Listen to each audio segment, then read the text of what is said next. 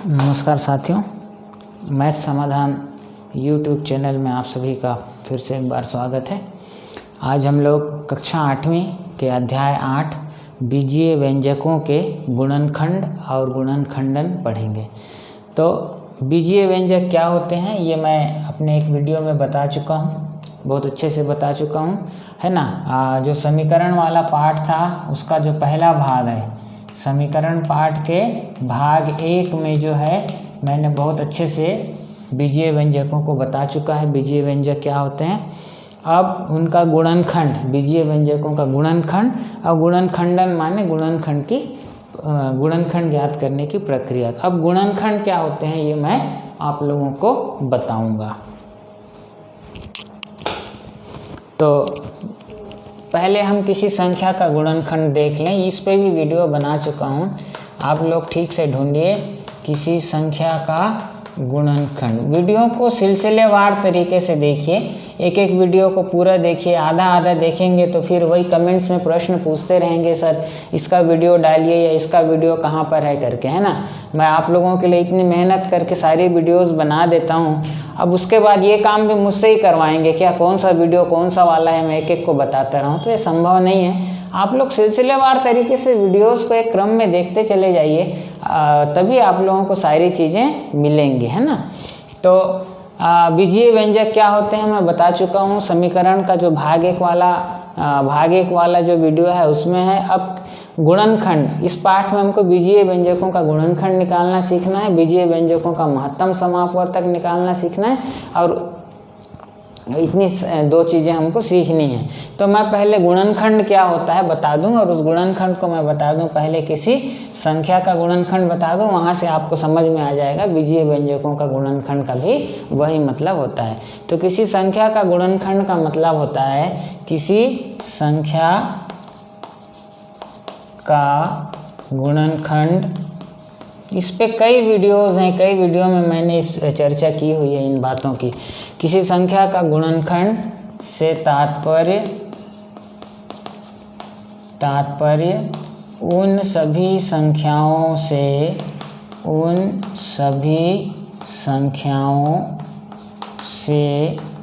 है जिनका भाग उस संख्या में किस संख्या में, जिसका हम गुणनखंड ज्ञात कर रहे हैं, जिसका गुणनखंड ज्ञात करना है, उस संख्या में जिन संख्याओं का पूरा भाग चला जाता है। तो किसी संख्या का गुणनखंड से मतलब है, किसी संख्या का गुणनखंड से तात्पर्य है उन सभी संख्याओं से मतलब होता है। किसी संख्या का गुणनखंड का मतलब जिनका भाग माने उन सभी संख्याओं का भाग किस संख्या में, जिसका हम गुणनखंड ज्ञात कर रहे हैं, उस संख्या में पूरा चला जाए। अब इसको समझिए। अब मान लेते हैं हमको 8 का गुणनखंड ज्ञात करना है, ठीक है। तो 8 का गुणनखंड ज्ञात करने से मतलब उन सभी संख्याओं से होगा जिनका भाग 8 में पूरा चला जाएगा। फिर से एक बार मैं दोहरा रहा हूँ, 8 का अगर गुणनखंड ज्ञात करना है तो उसका ये मतलब होगा उन सभी संख्याओं को ढूंढना, उन सभी संख्याओं को खोजना, उन सभी संख्याओं को ज्ञात करना जिनका 8 में पूरा भाग चला जाता है, या जिनसे 8 पूर्णतः विभाजित हो जाता है। अब 8 में किसका पूरा भाग जाता है, या किन किन संख्याओं से 8 विभाजित होता है देखते हैं। सबसे पहले 1 से विभाजित होता है, 1 हर संख्या से विभाजित हो जाता है, ठीक है। इसीलिए जो है 1 सभी संख्याओं का गुणनखंड होता है। तो 8 किससे विभाजित होगा, 1 से विभाजित होगा, अच्छी बात। अब 8 2 से भी विभाजित होगा, 2 चौक 8, तो 8 जो है 4 से भी विभाजित होगा, 4 दूनी 8, ठीक है। उसके बाद और किससे विभाजित होगा, 8 से विभाजित होगा, ठीक है। तो 8 किन किन संख्याओं से विभाजित होता है पूर्णतः, 1 से, 2 से, 4 से और 8 से। तो ये 4 संख्याएं 1, 2, 4 और 8 ये ऐसी संख्याएं हैं जो 8 को पूर्णतः विभाजित कर देती हैं या 8 इन संख्याओं से पूर्णतः विभाजित हो जाता है। इसलिए 8 के गुणनखंड कौन कौन होंगे? 1, 2, 4 और 8। ये चारों के चारों 8 के क्या होंगे? गुणनखंड होंगे। इसलिए मैं बोला कि किसी संख्या का गुणनखंड ज्ञात करने से मतलब उन सभी संख्याओं को ढूंढना होता है जिनका कि उस संख्या में, अर्थात किस संख्या में जिसका हमको गुणनखंड ज्ञात करना है, में पूरा पूरा भाग चला जाए। पूरा पूरा क्या चला जाए? भाग चला जाए। एक उदाहरण से हमने इसको समझा कि 8 का गुणनखंड का मतलब क्या होगा? उन सभी संख्याएं, वो सभी संख्याएं 8 के गुणनखंड होंगे जिनका 8 में पूरा पूरा भाग चला जाए, या इसी को हम दूसरे शब्दों में बोल सकते हैं 8 के गुणनखंड वे सभी संख्याएं होंगी जिनसे 8 पूर्णतः विभाजित हो जाए। तो 8 किन से विभाजित होगा? 1 से होगा, 2 से होगा, 4 से होगा और 8 से होगा। तो 1, 2, 4 और 8 ये चारों के चारों 8 के क्या होंगे? गुणनखंड होंगे। इसी प्रकार किसी बीजीय व्यंजक के गुणनखंड का मतलब होगा ऐसे संख्याओं या ऐसे बीजीय व्यंजकों को ढूंढना जिनका भाग उस बीजीय व्यंजक में, जिसका कि हमको गुणनखंड ज्ञात करना था, में पूरा पूरा चला जाए। ठीक है, तो ये होता है गुणनखंड। अब हम इसको एक उदाहरण से समझेंगे। कोई सा भी एक उदाहरण से हम समझेंगे। तो अब मैं आ जाता हूँ सीधे बीजीय व्यंजकों के गुणनखंड पे। मान लेते हैं 5ab के गुणनखंड ज्ञात करना है। 5ab के गुणनखंड हमको ज्ञात करना है। 5ab क्या है? एक बीजीय व्यंजक है, इसके गुणनखंड हमको ज्ञात करना है। तो हम क्या पता लगाएंगे?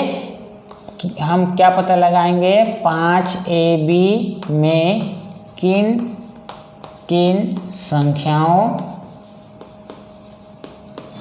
तथा बीजीय व्यंजकों का भाग जाता है।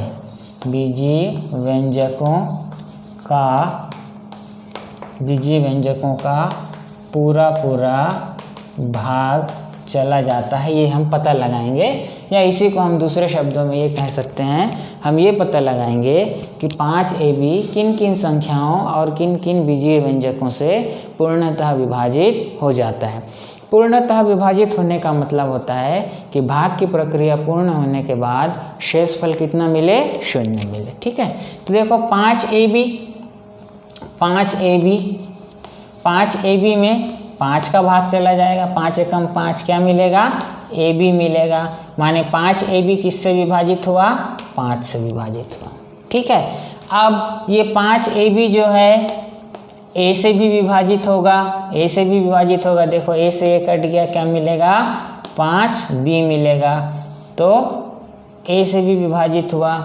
अब ये 5ab b से भी विभाजित होगा। किससे विभाजित होगा? b से। b एकम b क्या मिलेगा? 5a मिलेगा। ठीक बात है, b से भी विभाजित हुआ। अब ये 5ab जो है वो ab से भी विभाजित होगा। किससे विभाजित होगा? ab से। ab एकम ab कितना मिलेगा? 5 मिलेगा। तो ab से भी विभाजित हुआ। अब देखिए ये 5ab 5a से भी विभाजित होगा। 5 एकम 5 एकम 5 क्या मिलेगा? b मिलेगा।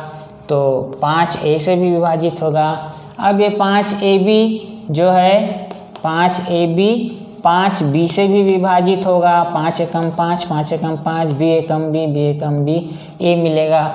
और ये 5ab हमेशा की तरह 1 से भी विभाजित होगा। हर संख्या 1 से विभाजित होती है। तो इस 5ab को विभाजित करने वाली संख्याएं कौन कौन हो गई? 5ab 5a, एक है 5b और आखिर में क्या? 1 और वो संख्या स्वयं 5ab। एक चीज़ याद रखिए, हम किसी संख्या मान लेते हैं, जैसा कि 8 का उदाहरण देखें तो 8 का हम अगर गुणनखंड निकालेंगे तो 2 संख्याएं तो अनिवार्य रूप से उसका गुणनखंड होंगे ही होंगे, एक तो 1 और एक तो वो संख्या स्वयं। तो 1 तो आएगा ही आएगा और वह संख्या स्वयं 5ab से 5ab भी पूर्णतः विभाजित होगा, क्या आएगा, 1 आएगा। तो ये सारी संख्याओं से 5ab क्या हो रहा है, विभाजित हो रहा है, इसलिए 5ab के गुणनखंड कौन कौन होंगे, 5ab, ab, 5a, 5b, 1 और 5ab। अब इतना सब करने के लिए चूंकि हम लोग को अनुभव है, मुझको अनुभव है, तो मैंने निकाल लिया। तो अब जो है इसको ज्ञात करने का तरीका मैं आप लोगों को बता रहा हूँ, ठीक है। तो सबसे पहले हमको ऐसे प्रश्नों में क्या करना है, जो अंकीय भाग है उसका क्या करना है, हमको गुणनखंड निकालना है। तो इसका हल हम करेंगे, अंकीय भाग कितना है, 5 है, तो 5 के गुणनखंड हम निकाल लेंगे।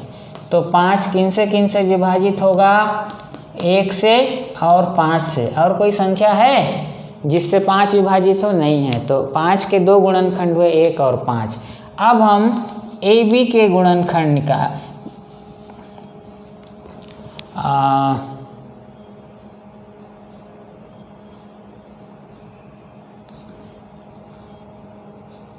एक मिनट बेटा,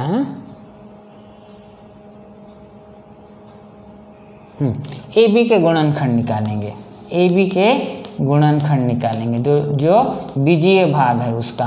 तो देखो AB किससे विभाजित होगा, AB 1 से विभाजित होगा और अपने आप से विभाजित होगा, ये तो 2 तो होंगे ही होंगे।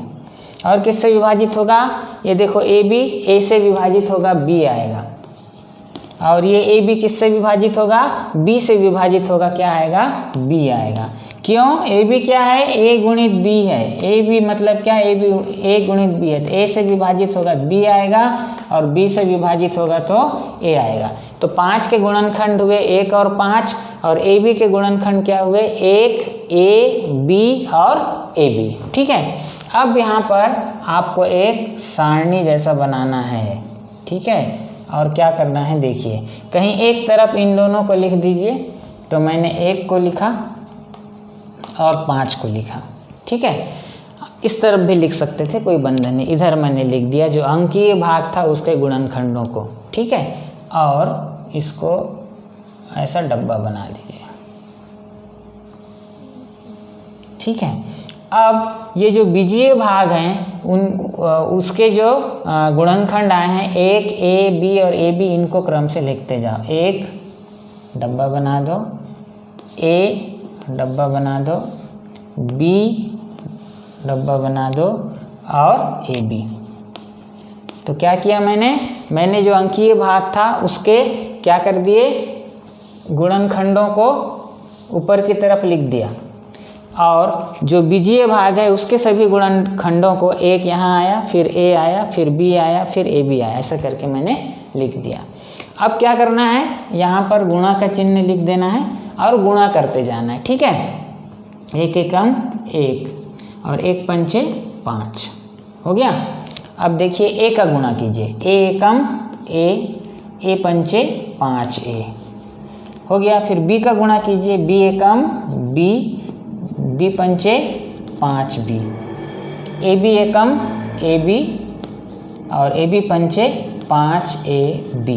तो ये जो डबल लाइन वाला जो डब्बा है, इसके अंदर जितनी भी संख्याएं आई हैं ये सभी की सभी क्या होंगी, 5AB के गुणनखंड होंगे। तो कौन कौन होंगे, इसलिए 5AB के गुणनखंड बराबर कौन कौन, जो इस डब्बे के अंदर हैं, 1 होगा, फिर 5 होगा, फिर A होगा, फिर 5AB होगा, B होगा, 5B भी होगा, फिर AB होगा और 5AB भी होगा। तो 5AB के इतने सारे गुणनखंड हैं, 1 2 3 4 5 6 7 8 गुणनखंड है, अर्थात 5AB इनमें से प्रत्येक से क्या होगा, विभाजित होगा, इसलिए ये सब क्या हैं, इसके गुणनखंड हैं। ठीक है, इसको मैंने कैसे किया मैं बता दे रहा हूँ फिर से एक बार। 5AB का आपको पता लगाना था, तो मैंने अंकीय भाग को लिया 5 और 5 के गुणनखंड को वो हमको निकालना पड़ेगा, वो हमको आता है। तो 5 के 2 गुणनखंड है, 1 और 5, और किसी तीसरी संख्या से विभाजित नहीं होता 5। AB के गुणनखंड, तो एक गुणनखंड 1 हमेशा होगा और दूसरा गुणनखंड वो संख्या स्वयं, तो एक गुणनखंड 1 और वो संख्या स्वयं, ये 2 लिख लिए। अब AB किससे विभाजित होगा, A से विभाजित होगा B बार, तो A आ गया, और B से विभाजित होगा A बार, तो B आ गया। अब किसी एक तरफ आड़ी साइड में, खड़े साइड में अंकीय भाग के गुणनखंडों को मैंने लिख दिया, 1 को लिखा 5 को लिखा, ठीक है, डब्बा बना दिए। अब अगर आड़ी में अंकीय भाग के गुणनखंडों को लिखा, तो खड़े में हम क्या करेंगे, एक एक करके बीजीय भाग के गुणनखंडों को लिखेंगे। तो ये 1 आ गया, फिर A आया, फिर B आया, फिर AB आया, बीच में हमने क्या किया, गुणा का चिन्ह किया। अब प्रत्येक का गुणा इन दोनों में करके लिखते जाना है। ठीक है, तो 1 एकम 1, 1 पंचे 5, फिर A का गुणा A एकम A, A पंचे 5 है, फिर B का गुणा B एकम B, B पंचे 5 B, फिर AB का गुणा AB एकम AB, AB पंचे 5 AB। तो ये जो डब्बे के अंदर, इतने भाग के अंदर डब्बे में जितनी भी संख्याएं हैं वो सभी की सभी 5AB के गुणनखंड होंगे। 1 5, 1 5, A 5 है, A 5 है, B 5B, B 5B, AB और 5B, ये सब के सब 5AB के क्या हैं, गुणनखंड हैं। तो इस तरीके से जो है किसी बीजीय व्यंजक का क्या निकालना है, गुणनखंड ज्ञात करना है। ठीक है, ये एक पद वाले बीजीय व्यंजकों के संबंध में मैं अभी बता रहा हूँ। 2 पद वाले बीजीय व्यंजक या उससे अधिक पद वाले बीजीय व्यंजकों का आखिर में बताऊंगा। ठीक है, एक उदाहरण और ले लेते हैं, जैसे कोई भी ले लीजिए, कोई भी संख्या ले लेते हैं, 39 LMN। ठीक है, 39 LMN के गुणनखंड ज्ञात करो। 39 LMN के गुणनखंड ज्ञात करो। ठीक है, तो हम कैसे करेंगे, हमने हल लिखा। अब 39 LMN के गुणनखंड ज्ञात करना है, तो 39 के गुणनखंड, पहले जो अंकीय भाग है उसके हम गुणनखंडों को लिखेंगे। तो 39 के गुणनखंड में क्या क्या होगा, 1 और 39 तो होंगे ही होंगे। अभी बताया मैंने, किसी भी संख्या के 2 गुणनखंड कम से कम होते ही हैं, 1 और वह संख्या स्वयं। अब 39 में किसका किसका भाग जाता है देखते हैं, 3 का भाग जाता है। तो निकालने का तरीका बता रहा हूँ। 39 में किसका भाग जाता है, 3 का भाग कितने बार जाता है, 13 बार जाता है। तो क्या होगा, 3 से विभाजित होगा 39, 3 से होगा तो किससे विभाजित होगा, 13 से भी होगा। भाई 3 से 13 बार विभाजित होता है 39, तो 39 13 से कितने बार विभाजित होगा, 3 बार 13 39, तो 1 3 13। और कोई है, और कोई संख्या जो 39 से विभाजित हो, नहीं है। 1 है, फिर 3 है, फिर 13 है, फिर 4 के पहाड़ा में नहीं आता, 5 के में नहीं आता, 7 के में नहीं आता, है ना, 8 में नहीं आता, 9 में नहीं, 10 में नहीं, 11 में नहीं, 12 में नहीं, 13 में आता है। 13 के बाद फिर 14 में नहीं आता, 15 दूनी 16 17 18 19, है ना, 20 किसी में नहीं आता है। और उसके बाद सीधा किस में आता है, 39 के पहाड़ा में आता है, 39 से विभाजित होता है। तो 39 के गुणनखंड कौन हुए, 1 3 13 और 39। अब आ जाते हैं जो ये बीजीय भाग है या चरीय भाग है, LMN के गुणनखंड। इसके गुणनखंड क्या हो गए, किनसे किनसे विभाजित होगा। अब LMN का मतलब है L गुणित M गुणित N। तो 2 गुणनखंड जो जानते हैं वो तो लिख लो, पहला L होगा और दूसरा L गुणित M गुणित N। ये 2 गुणनखंड तो होंगे ही होंगे। अब देखो ये किससे किससे विभाजित होगा, L से विभाजित होगा, L लिख दो, फिर M से विभाजित होगा, M लिख दो, ठीक, फिर N से विभाजित होगा। हाँ देखो, इसको और आसान बना देता हूँ। ठीक है, जब हम इसको L से विभाजित किए L से विभाजित किए तो ये दोनों कट जाएंगे, mn आएगा, तो L से विभाजित किए तो mn से भी विभाजित होगा, समझ रहे हैं ना। L से विभाजित किए तो क्या आ रहा है, mn आ रहा है, तो mn से भाग जाएगा तो क्या आएगा, L आएगा। तो अगर L से भाग देने से mn आ रहा है तो mn से भी क्या हो जाएगा, LMN भाग जाएगा, ठीक है। फिर m से भाग दीजिए, फिर m से भाग दीजिए, तो m से भाग देंगे तो m से भाग गया और क्या आया, ln आया, माने ये ln से भी विभाजित होगा, ln से भी विभाजित होगा, ठीक है। थोड़ा इसको मैं दूर दूर लिख लूँगा, चलिए। उसके बाद n से भाग दीजिए, n से भाग दीजिए, n से भाग देने से आपको क्या मिलेगा, lm मिलेगा, माने n से भी विभाजित होगा और जो आया उससे भी विभाजित होगा, lm से भी विभाजित होगा।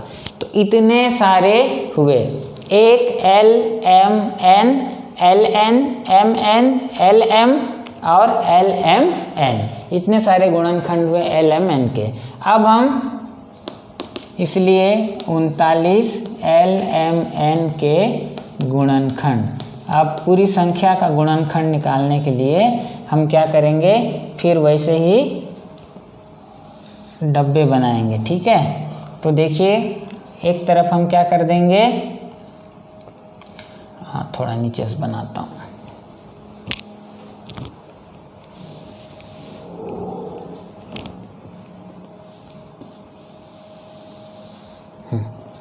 तो एक तरफ जो है अंक जो था 39 जो था, जो संख्या अंकीय भाग था, उसके सभी गुणनखंडों को लिखते जाते हैं, 1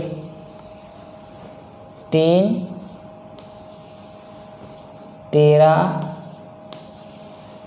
और 39 गुणित। अब खड़े साइड में जो बीजीय भाग है या चरीय भाग है उसके सभी गुणनखंडों को 1 और इतने भाग को डबल कर दीजिए ताकि आपको बाद में सुविधा हो पहचानने में कि हमारे गुणनखंड कौन कौन हैं। इतने भाग को आप डबल कर दीजिए, 1 फिर L फिर M फिर N फिर LN फिर MN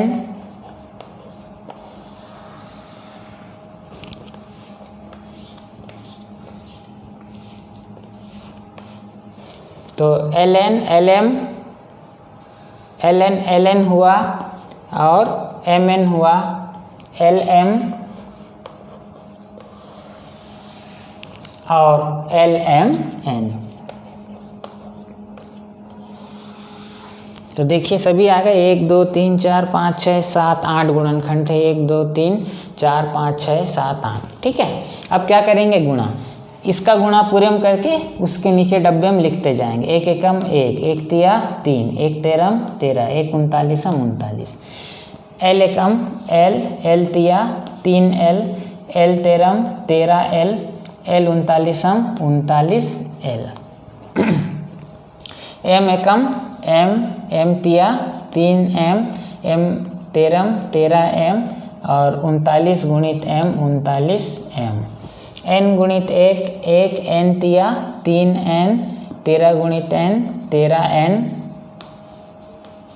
और 39 गुणित N 39N।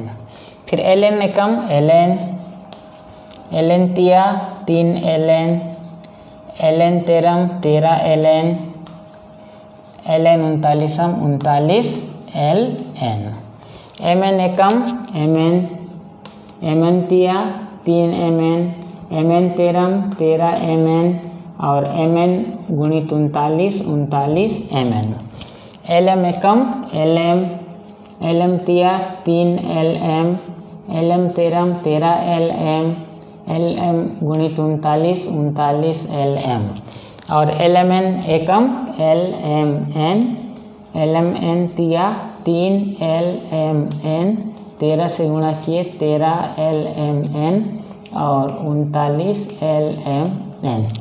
अब ये जो डबल डब्बे के अंदर जितनी भी संख्याएं या बीजीय व्यंजक दिख रहे हैं एक पद वाले, ये सब के सब क्या हैं? 39 LMN के गुणनखंड हैं। इसलिए 39 LMN के गुणनखंड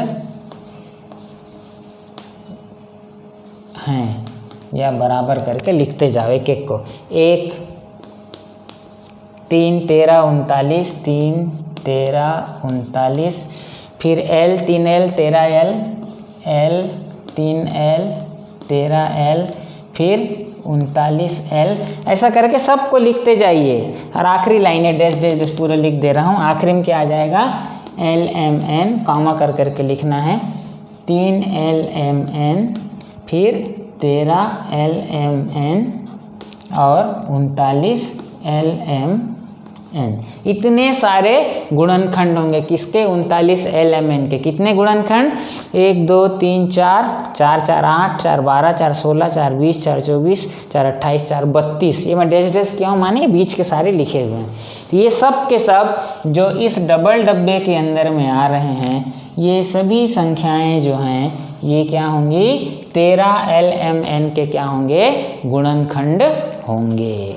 ठीक है, तो इस तरीके से आपको जो है बीजीय व्यंजकों का क्या निकालना है? एक पद वालों का है ये, एक पद बीजीय व्यंजक का जो है आपको गुणनखंड ज्ञात करना है। चलिए अब हम बीजीय व्यंजकों का महत्तम समापवर्तक ज्ञात करना सीखेंगे। बीजीय व्यंजकों का महत्तम समापवर्तक, महत्तम समापवर्तक पे भी एक वीडियो मैंने बना के डाला हुआ है, उसको भी देख लो आप लोग, है ना। पुराने वीडियोस को भी जाके थोड़ा सा देखा कीजिए, है ना। सारी चीज़ें वहाँ पर आपको मिल जाएंगी। जब आप सीखने निकलते हैं तो आपको हर वीडियो को देखना है, हर वीडियो में जो जो बातें हैं उनको सुनना है। अक्सर क्या होता है, सीखने वाला टीचर हो या कोई विद्यार्थी हो, कोई बात अगर उनको आ रही होती है और वो चीज़ वीडियो में है तो उसको फॉरवर्ड कर देते हैं। ऐसे नहीं सीखा जाता है, ठीक है। अगर आप सोचते हैं कि मुझको सीखना है तो सीखने के लिए फिर आपको जो चीज़ आप जानते हैं उनको भी सुनना पड़ता है, पता नहीं कौन सी नई बात जो है उस बीच मिल जाए। अब हम पढ़ेंगे बीजीय व्यंजकों का महत्तम समापवर्तक। महत्तम समापवर्तक, मैं बिल्कुल भी महत्तम समापवर्तक पे यहाँ चर्चा नहीं करूँगा। इस पे पूरी की पूरी एक वीडियो बना के मैंने डाला है, ठीक है। तो अब फिर भी लेकिन बताऊँगा महत्तम समापवर्तक को थोड़ा सा। तो किन्हीं दो संख्याओं का, किन्हीं दो, पहले संख्याओं पे बता दे रहा हूँ, संख्याओं का महत्तम समापवर्तक का क्या मतलब होता है? किन्हीं दो संख्याओं का महत्तम, जैसे मान लो 8 और 12 का अगर महत्तम समापवर्तक हमको निकालना है तो इसका मतलब होता है 8 और 12 का सबसे बड़ा उभयनिष्ठ गुणनखंड। उभयनिष्ठ गुणनखंड। अब देखिए, महत्तम समापवर्तक को अंग्रेजी में बोलते हैं HCF, और यहीं से शाब्दिक अर्थ निकलता है हाईएस्ट कॉमन फैक्टर। ठीक है, हाईएस्ट माने सबसे बड़ा, महत्तम, कॉमन माने उभयनिष्ठ, यहाँ उसके लिए सम शब्द आया है, और अपवर्तक, सम अपवर्तक, अपवर्तक माने होता है गुणनखंड। अपवर्तक माने क्या होता है? गुणनखंड होता है।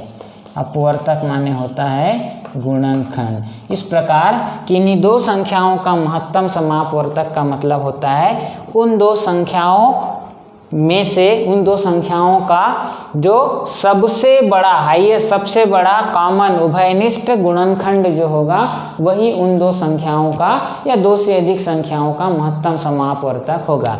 अर्थात हम 8 और 12 का अगर महत्तम समापवर्तक निकालना चाह रहे हैं तो हम क्या निकालेंगे, 8 और 12 के जो सभी गुणनखंड है, 8 के सभी गुणनखंड और 12 के सभी गुणनखंडों को हम लिखेंगे, फिर उनमें से उभयनिष्ठ गुणनखंडों को, उभयनिष्ठ माने जो दोनों में शामिल हैं, उनको निकालेंगे और उनमें जो सबसे बड़ा होगा वही क्या होगा, 8 और 12 का महत्तम समापवर्तक होगा। इसलिए बोल रहा हूँ कि किन्हीं दो या दो से अधिक संख्याओं का महत्तम समापवर्तक का मतलब है उन संख्याओं के सभी गुणनखंडों में से जो उभयनिष्ठ गुणनखंड हैं, उन उभयनिष्ठ गुणनखंडों में से जो सबसे बड़ा उभयनिष्ठ गुणनखंड होगा वो उन संख्याओं का, चाहे 2 संख्याएं हों या 3 संख्याएं हों या उससे अधिक संख्याओं हों, का महत्तम समापवर्तक होगा।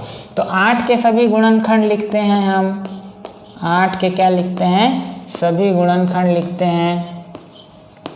तो ये क्या हो जाएंगे, 1 और 8 होगा ही होगा, 2 से भाग जाता है 8 में 4 बार तो 4 भी होगा, 3 का भाग नहीं जाता, 5 का नहीं जाता, 6 का नहीं जाता, 7 का नहीं जाता, हो गया 1 2 4 8। अब 12 के सभी गुणनखंड लिख लो, 12 के सभी गुणनखंड लिख लो, तो 1 होगा और 12 होगा, ठीक है। अब 2 का भाग जाएगा 12 में 6 बार, तो 6 का भाग जाएगा 2 बार, तो अगर 2 का भाग देने 6 आता है तो 6 भी क्या होगा, 12 को विभाजित करेगा। 3 का भाग भी जाता है 4 बार, तो 4 भी जो है 3 बार भाग करेगा, तो 4 भी जो है इसका एक गुणनखंड होगा।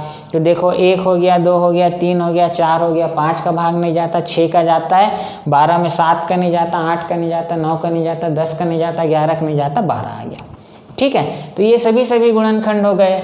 अब इन दोनों के क्या निकालेंगे हम, उभयनिष्ठ गुणनखंड निकालेंगे, जो दोनों में है उभयनिष्ठ कॉमन उभयनिष्ठ गुणनखंड निकालो, ठीक है, उभयनिष्ठ गुणनखंड निकालो।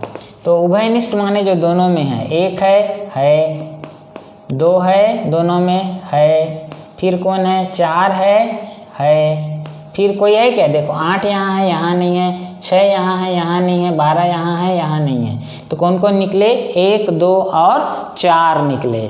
तो इनका अब ये उभयनिष्ठ गुणनखंड हुआ, अब इनमें सबसे बड़ा कौन है, 4 है, इसलिए सबसे बड़ा उभयनिष्ठ गुणनखंड कौन हुआ, 4 हुआ। और सबसे बड़ा उभयनिष्ठ गुणनखंड 2 या 2 से अधिक संख्याओं का वो क्या होता है, महत्तम समापवर्तक होता है। इसलिए 8 और 12 का महत्तम समापवर्तक है ना, लघुत्तम समापवर्त्य होता है क्योंकि वहाँ अपवर्त्यों के बारे में बात होती है, माने गुणकों के बारे में बात होती है। ये महत्तम समापवर्तक है क्योंकि यहाँ अपवर्तक का प्रयोग होता है, अपवर्तक अर्थात गुणनखंड, बराबर क्या हो जाएगा, 4। तो इस प्रकार से जो है हाईएस्ट कॉमन फैक्टर या महत्तम समापवर्तक निकाला जाता है। महत्तम समापवर्तक का मतलब क्या होता है, किन्हीं भी संख्याओं का महत्तम समापवर्तक का मतलब होता है उन संख्याओं के उभयनिष्ठ गुणनखंडों में से जो सबसे बड़ा गुणनखंड होगा वही क्या होगा, उन दोनों संख्याओं का महत्तम समापवर्तक होगा। मैं बार बार वर्तक शब्द पे जोर दे रहा हूँ क्योंकि अपवर्तक से मतलब है। अब हम प्रश्नावली के प्रश्नों को बनाएंगे कि कोई सा भी जैसे 8.1 का है 5s और 2s स्क्वायर, 5s और 2s स्क्वायर, इनका क्या निकालना है, महत्तम समापवर्तक निकालना है। एक तरीका तो है कि सभी गुणनखंडों को लिख लो और फिर उभयनिष्ठ निकालो और उनमें जो सबसे बड़ा है उसको लिख दो महत्तम समापवर्तक, और दूसरा तरीका मैं बताऊंगा। पहले सभी गुणनखंडों को लिखने वाला, तो 5s के सभी गुणनखंड किससे किससे भाग जाएगा, 5s 1 से जाएगा, और 5s से जाएगा, फिर 5 से भी जाएगा और फिर s से भी जाएगा।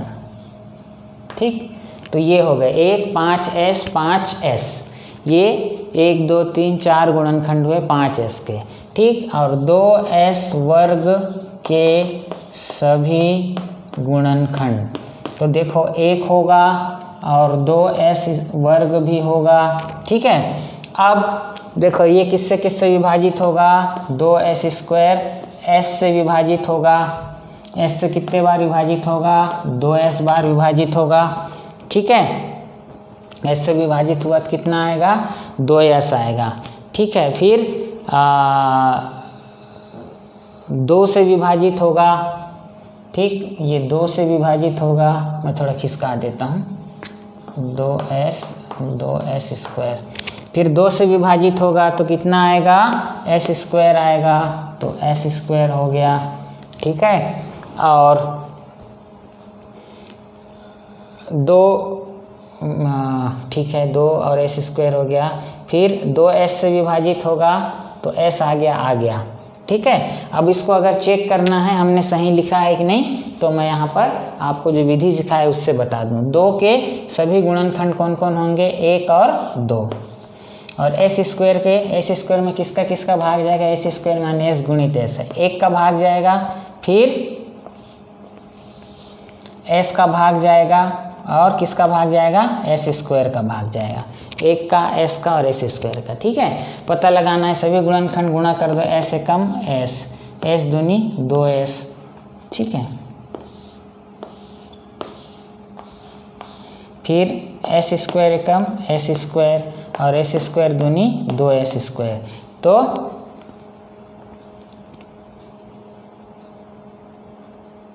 कौन कौन हुए, s 2s s square 2s square, s बेटा रुको एक गलती हुई यहाँ पर, 1 मिनट, 1 को मैंने यहाँ लिख दिया, 1 को नीचे लिखना था। ठीक है, तो ये गुणा चिन्ह यहाँ पर किसके, s स्क्वायर के, 1 फिर s, ठीक है, और s स्क्वायर।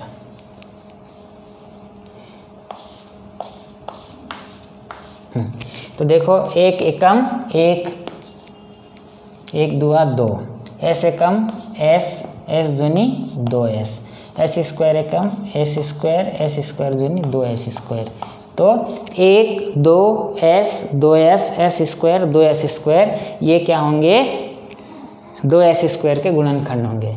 तो देखो मैं फिर से लिख दूं, 1 2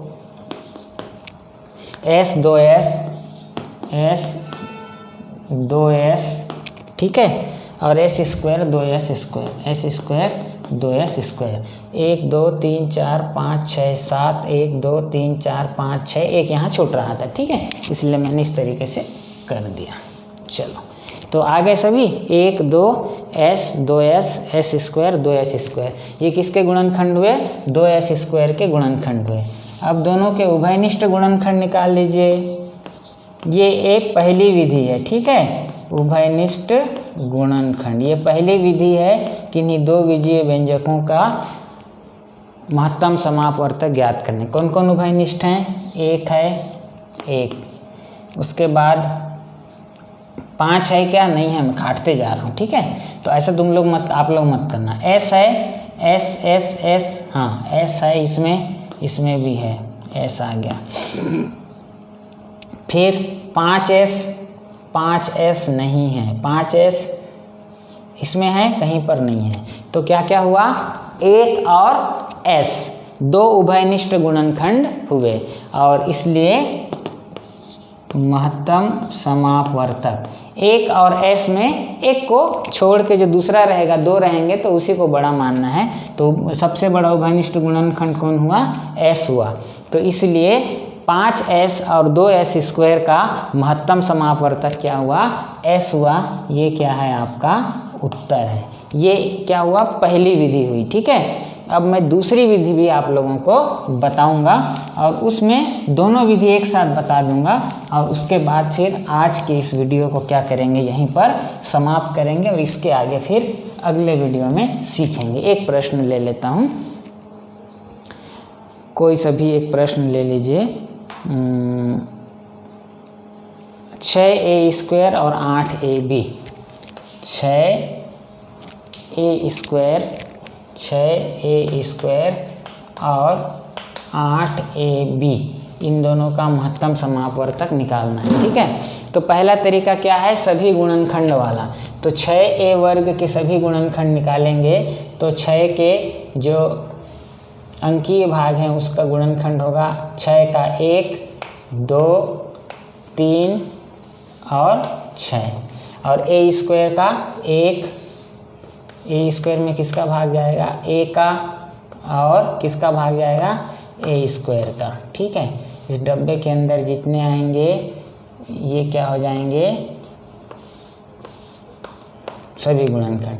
1 एकम 1, 2, 3, 6, a Ekam a, 2a, 3a, 6a और a², 2a², 3a², 6a²। तो 6a² के सभी गुणनखंड मैं आप लोग को पहली विधि बता रहा हूँ। ठीक है, गुणनखंड बराबर 1, 2, 3, 6 कॉमा लगा के लिखना है। बच्चे यहाँ गलती करते हैं। a 2a 3a 6a, a 2a 3a 6a, फिर a² 2a², a² 2a², 3a² और 6a²। ये 6a² के सभी गुणनखंड हुए। अब हम 8ab के सभी गुणनखंड निकालेंगे। तो 8 अंकीय भाग के गुणनखंड, 8 का गुणनखंड 1, फिर 2, फिर 4, फिर 8।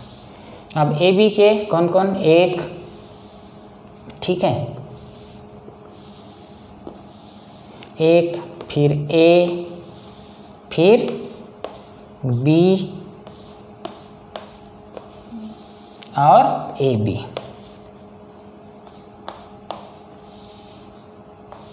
ये डबल लाइन के अंदर जितने आएंगे सब क्या हो जाएंगे, 8ab के गुणनखंड होंगे। तो 1 एकम 1, 1 दूआ 2, 1 चौक 4, 1 आठे 8, a Ekam a, 2a, 4a, 8a, फिर b, 2b, 4b, 8b, फिर ab, 2ab, 4ab और 8ab। तो 8ab के सभी गुणनखंड तो देख लीजिए, 1, 2, 4, 8, 1, 2, 4, 8, a 2a 4a, a 2a 4a, 8a, फिर b 2b, b 2b, 4b, 8b और ab 2ab, फिर 4ab और 8ab। इतने सारे गुणनखंड हुए 8ab के। अब हम क्या निकालेंगे, दोनों के उभयनिष्ठ गुणनखंड। क्या निकालेंगे, उभयनिष्ठ गुणनखंड। तो कहीं एक को पकड़िए, कम वाले शुरू करेंगे।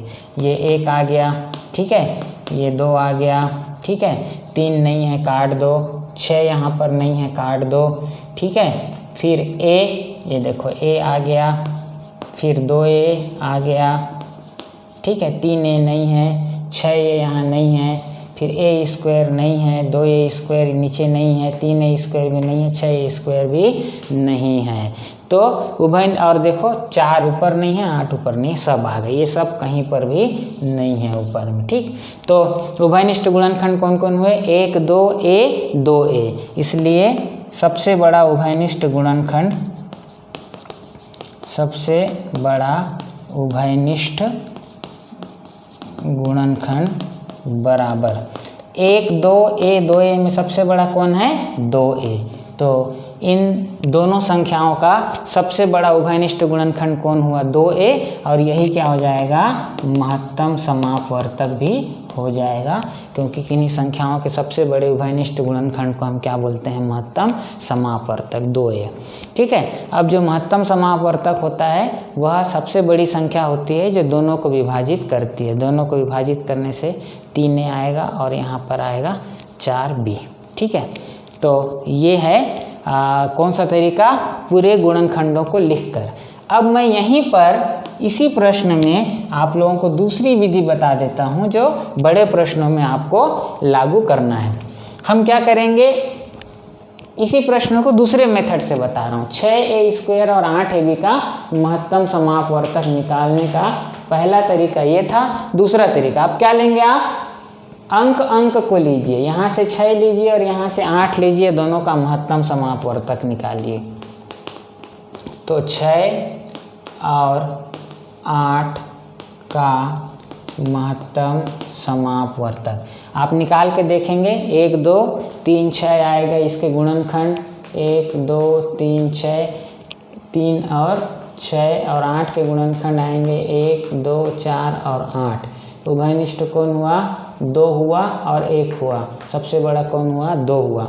तो 6 और 8 का महत्तम समापवर्तक क्या हुआ, 2 हुआ।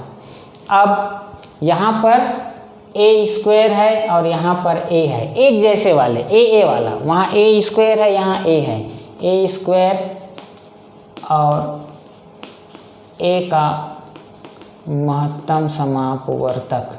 तो देखो a के महत्तम गुणनखंड 1 और a होंगे, a² के 1 a और a² होंगे, दोनों में कॉमन कौन है, 1 और a है, बड़ा कौन है, a। तो दोनों का महत्तम समापवर्तक कौन हुआ, a² और a का a हुआ। अब यहाँ पर b है क्या, यहाँ b है, यहाँ कुछ नहीं है, तो इसके लिए हम गुणित 1 मानेंगे। तो 1 और b का महत्तम समापवर्तक, 1 के साथ किसी भी संख्या का महत्तम समापवर्तक निकालेंगे तो 1 ही आता है, ठीक है, 1 आया। कैसे आएगा, 1 के गुणनखंड 1 और b के गुणनखंड 1 और b, उभयनिष्ठ कौन हुआ, 1 हुआ, अकेला उभयनिष्ठ है, वही सबसे बड़ा a। अब मैंने क्या किया, फिर से बताएं दूसरे तरीके में, यहाँ के अंक और यहाँ के अंक का मैंने महत्तम समापवर्तक निकाला। फिर यहाँ a² है, अगर यहाँ a वाला किसी भी घात का पद है तो उसका a² और a का महत्तम समापवर्तक a निकाला। अब यहाँ पर b है लेकिन यहाँ b नहीं है, तो हम b के जोड़ी के लिए यहाँ पर गुणित 1 की कल्पना करें। किसी भी संख्या में गुणित 1 की कल्पना कर सकते हैं, मैं बताया हूँ, कोई फर्क नहीं पड़ता है। 5 माने 5 गुणित a और 6a² माने 6a² गुणित 1, क्योंकि 1 में जो है किसी भी संख्या गुणा करने से वही संख्या मिलते। 6a² में हम गुणित 1 की कल्पना किए तो 1 और b का महत्तम समापवर्तक निकाले, 1 आया। इसलिए 6a का वर्ग और 8ab का महत्तम समापवर्तक बराबर, ये जो आए हैं अलग अलग संख्याओं के महत्तम समापवर्तक, इनका गुणा कर देना है। तो 2 गुणित a गुणित 1, 2 गुणित a 2a, 2a Ekam 2a, ये आपका क्या हो जाएगा, उत्तर। देखिए यहाँ भी 2a आया और पहले बड़ी विधि से भी 2a आया था, ठीक है। तो इस प्रकार जो है हमको 2 या 2 से अधिक एक पद वाले बीजीय व्यंजकों का महत्तम समापवर्तक ज्ञात करना है। कल जो है हम इसके आगे पढ़ेंगे 2 पद वाले जो बीजीय व्यंजक हैं उनका महत्तम समापवर्तक निकालना। आज का वीडियो लंबा हुआ, चलिए आप में से बहुत सारे लोगों ने अपने दोस्तों, अपने साथी शिक्षकों या पढ़ने वाले हो तो अपने साथ पढ़ने वाले बच्चों को शेयर नहीं किया है। मैं चाहता हूं कि दीपावली तक मेरे YouTube चैनल के सब्सक्राइबर 1000 हो जाएं। उससे कोई मुझको पैसा वैसा मिलेगा नहीं, लेकिन एक खुशी मिलती है। 1000 एक बहुत अच्छी संख्या है। तो आप लोगों ने अगर अभी तक किसी को नहीं किया है तो आज सभी लोग मेरी मेहनत को इज्जत देते हुए कम से कम 5-5 लोगों को जो है सब्सक्राइब करवाइए, उनको लिंक भेजिए और बताइए अगर आपको मेरी पढ़ाई अच्छी लगती है तो सर बहुत अच्छा पढ़ाते हैं, इसको ज़रूर देखो करके, तो निश्चित रूप से दीपावली तक 1000 हो जाएंगे। आज के लिए इतना ही, बहुत बहुत धन्यवाद, नमस्कार।